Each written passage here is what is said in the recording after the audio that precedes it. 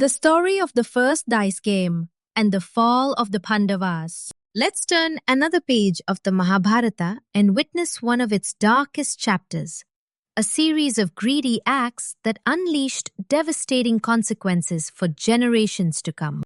Part 1. Recap. After the magnificent Rajasuya Yagna, the fame and glory of the Pandavas spread across Bharata. Kings from every corner of the land honored Emperor Yudhishthira, and the magnificent Mayasabha became a symbol of their prosperity. However, Duryodhana's humiliation in the magical palace filled his heart with jealousy and hatred. Unable to bear the Pandavas' success, Duryodhana returned to Hastinapura consumed by envy. His cunning uncle Shakuni assured him that while the Pandavas were unbeatable in battle, they could be defeated through deceit. Since Shakuni was an unmatched master of dice, he devised a plan to trap Yudhishthira in a gambling match. Part 2. The invitation to the dice game. At Duryodhana's request, King Dhritarashtra reluctantly sent an invitation to Yudhishthira to attend a royal game of dice at Hastinapura. Yudhishthira understood that gambling often led to ruin, but according to the customs of the Kshatriyas, refusing a royal invitation was considered dishonorable. Bound by duty and respect for the elders of the Kuru dynasty, he accepted the invitation despite his doubts. Part 3. Shakuni's deception. When the game began, Shakuni announced that he would play on behalf of Duryodhana. Yudhishthira immediately realized that the game would not be fair. Shakuni possessed enchanted dice that always obeyed his commands.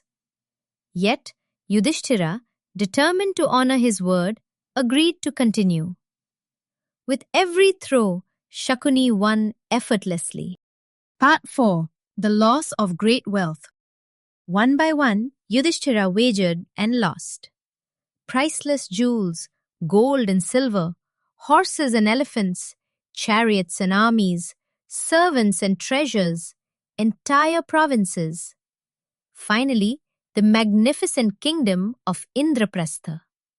The royal court watched in stunned silence as the Pandavas' vast empire vanished before their eyes. Part 5. The Pandavas become slaves.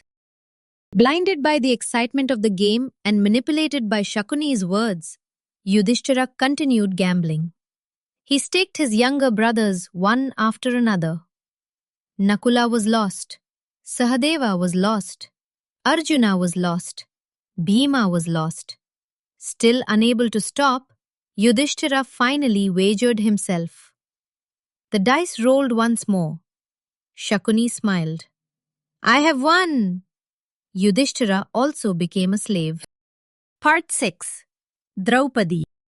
Even after losing himself, Shakuni taunted Yudhishthira. "You still possess one priceless treasure, Draupadi." Confused and overcome by despair, Yudhishthira wagered Draupadi. Again, the dice favored Shakuni. Draupadi was declared won. The court fell silent. Even many elders present could scarcely believe what had happened.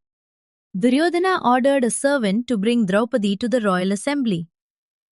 Draupadi refused to come and instead asked a profound question.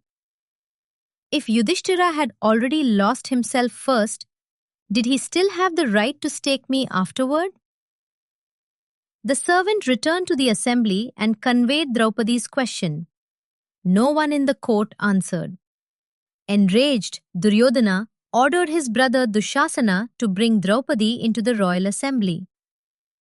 Ignoring Draupadi's protests, Dushasana forcibly brought Draupadi into the assembly. Standing before the gathered kings, warriors, and elders, Draupadi demanded justice. She asked whether a man who had already lost his own freedom could lawfully gamble away another person. Many great warriors, including Bhishma, Drona, Kripa, and Vidura, were deeply troubled. But the assembly remained divided and no one intervened decisively. Duryodhana mocked her and encouraged further insults. Dushasana then attempted to strip away her dignity before the court. In her moment of deepest distress, Draupadi prayed wholeheartedly to Lord Krishna. Lord Krishna protected her honor through divine intervention, preventing Dushasana from succeeding despite his repeated attempts. The entire assembly was left astonished. Part 7. Oaths of Vengeance. Deeply wounded by the humiliation she had suffered before the royal assembly, Draupadi made a solemn vow. She vowed to punish Dushasana, the man who had dragged her into the court and attempted to dishonor her.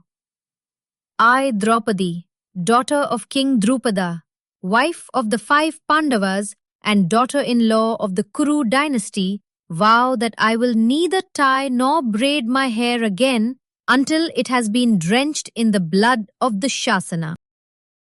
Bhima, already burning with rage, swore his own vows before everyone present. I swear that I will slay Dushasana in battle, drink his blood, and bring his blood to bathe your hair, Panchali. I swear that I will break Duryodhana's thigh for the insult he has shown you, Draupadi.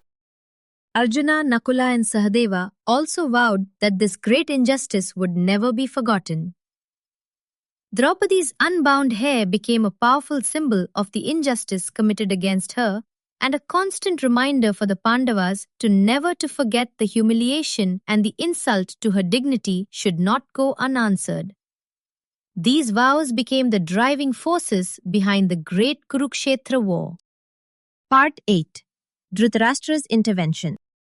Fearing that disaster would befall the Kuru dynasty, King Dhritarashtra finally intervened. He praised Draupadi's courage and wisdom and offered her boons. Draupadi first requested the freedom of Yudhishthira. For her second boon, she requested the freedom of the other Pandavas. Dhritarashtra then restored the Pandavas' kingdom, wealth, and possessions and allowed them to return to Indraprastha in peace. For a brief moment, it seemed the conflict had ended. Final part. Duryodhan, however, was furious that everything had been restored. Determined to destroy the Pandavas once and for all, he persuaded Dhritarashtra to invite them to a second game of dice, a decision that would lead to the Pandavas' exile and ultimately to the great war of Kurukshetra. The end. If you like the story and narration, do like, comment, and subscribe.